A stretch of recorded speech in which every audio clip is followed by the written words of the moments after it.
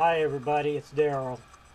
Uh, this is just going to be a short little video because I had some thoughts about um, what we should actually call these Bigfoot clans that we're going out to. Um,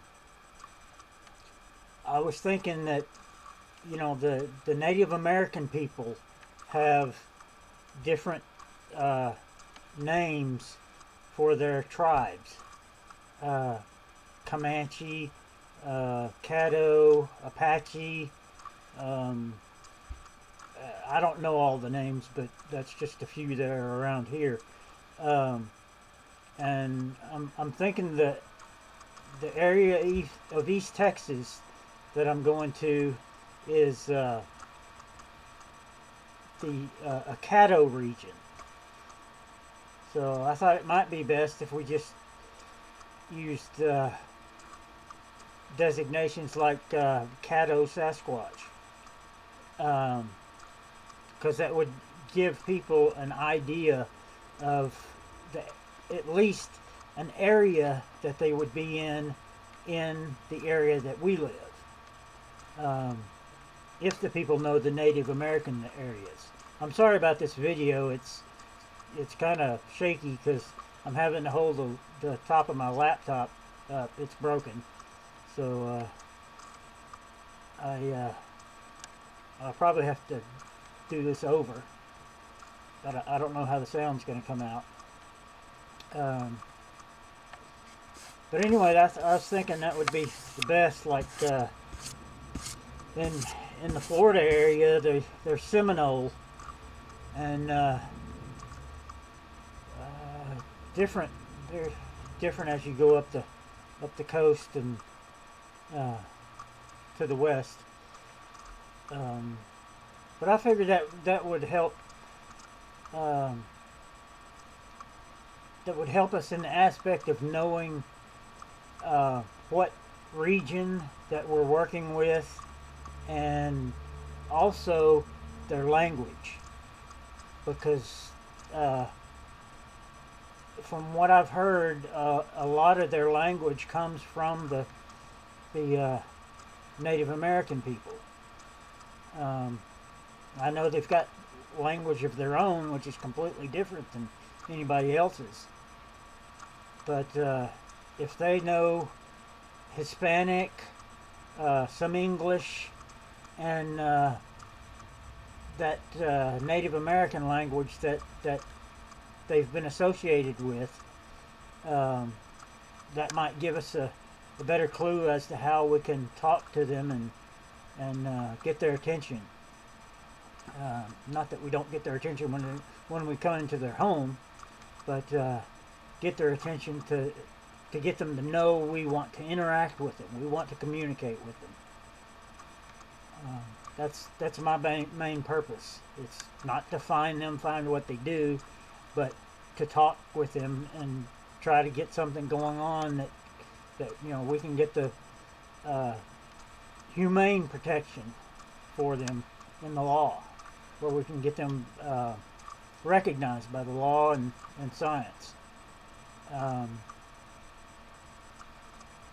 where it goes from there, I'm not sure how that's going to go. Whether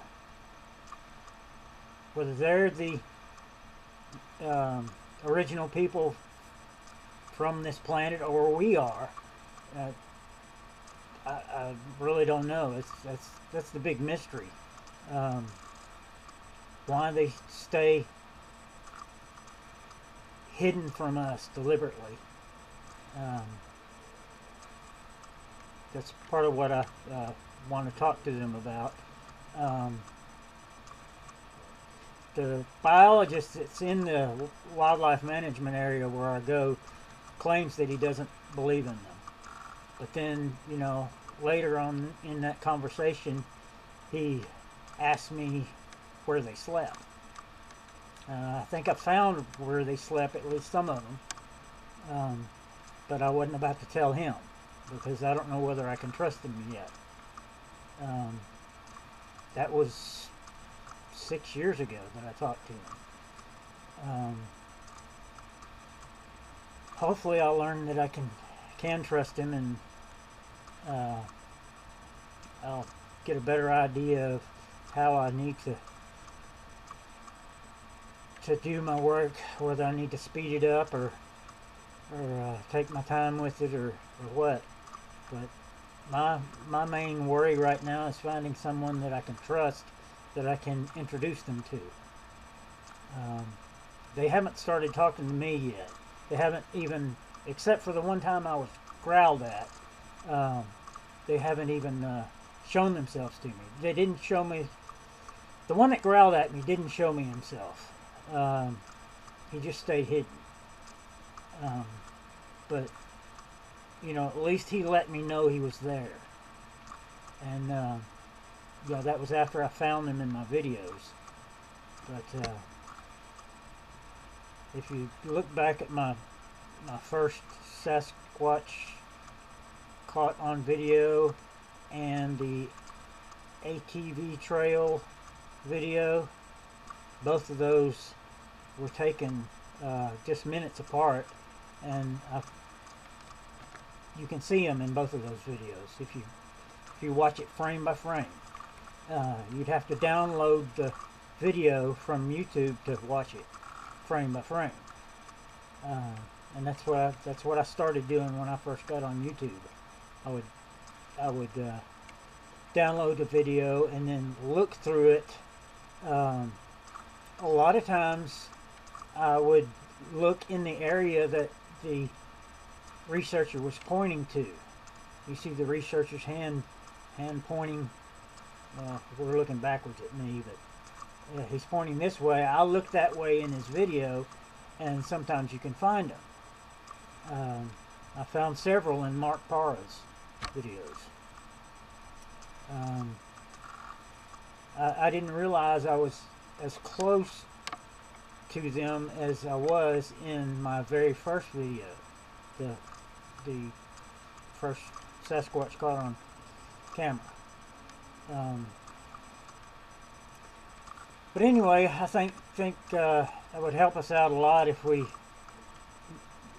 designated them when we talked about them as being associated with the Native Americans that they interact with, such as in my area. Hopefully they would be Caddo. Then we can learn their language if we needed to. We could probably teach them some English if they didn't know it already, because I know they're that intelligent. They can repeat what we say. So if they can repeat what we say, they can learn what it means. It's different when it's someone that's closely related to us than it is with like a bird that repeats or mimics what you say. You know, there's more going on in the brain, and they're deliberately manipulating their voice box and tongue, mouth area in order to say these words. But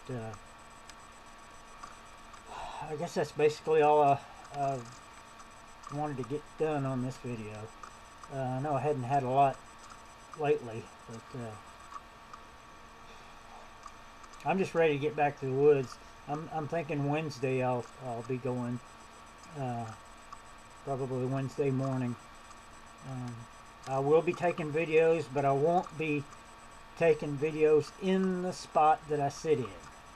I'm going to hide my camera, put it in my backpack, let them know that I have it if it gets to that point, if I have any conversation with them. I guess the first thing to do is get them to let me know they're there, with some rock throwing or whatever. I've got a little set of 3 miniature sports balls that I can throw out to them and see if they can throw them back. It's one thing I thought was weird when I first started walking around this area that I'm going to be sitting in, was that I kept finding tennis balls about every 50 feet. in this area. And I'm wondering, what the heck are hunters doing with tennis balls? Thought maybe they were using them to judge distance and whatnot.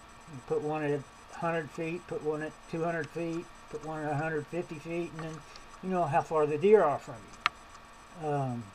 That's an idea, but it wouldn't work too well if the Sasquatch were picking up the tennis balls and moving them. So,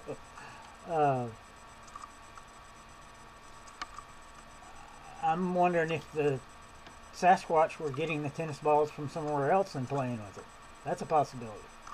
If you've ever watched Snow White Bigfoot's channel, you see that they do have things, and they collect things from places and bring them to other places. She's collected all sorts of things that they've given her. She's even got a basketball that they keep in a specific spot with the label facing a specific way. If she changes it, they change it right back, which is, I think, is weird. They're a little bit OCD, looks like, but hopefully I'll be able to learn a little bit from them this time and get at least some recognition that they trust me a little bit and are willing to trust and communicate with me. I'm not a very good communicator myself, so it'll be difficult for me to learn to communicate with them. Maybe they can help me. I don't know. Well, I hope this all turned out well. Not sure about the speaker on this thing, but y'all be good. Stay safe out there, and thanks for watching.